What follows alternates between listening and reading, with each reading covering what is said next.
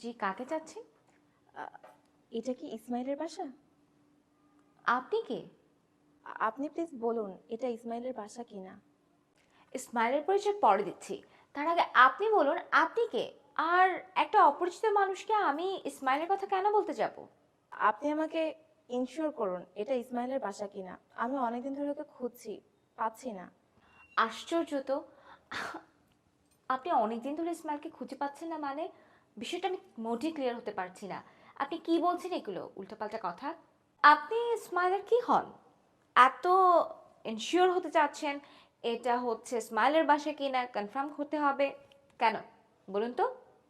আমি ইসমাইলের গার্লফ্রেন্ড। কি বলছেন ভুলভাল? মাথা ঠিক আছে? গার্লফ্রেন্ড মানে?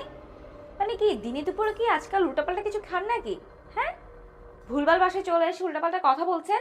আমি আবারও বলছি, আপনি হয়তো ভুল ঠিকানায় চলে এসেছেন। আর কি বললেন? গার্লফ্রেন্ড। প্লিজ ফান অফ করেন। আমি ওর ওয়াইফ। দ্যাট মিনস স্মাইলের স্ত্রী আমি। আপনি কি বলছেন এগুলো?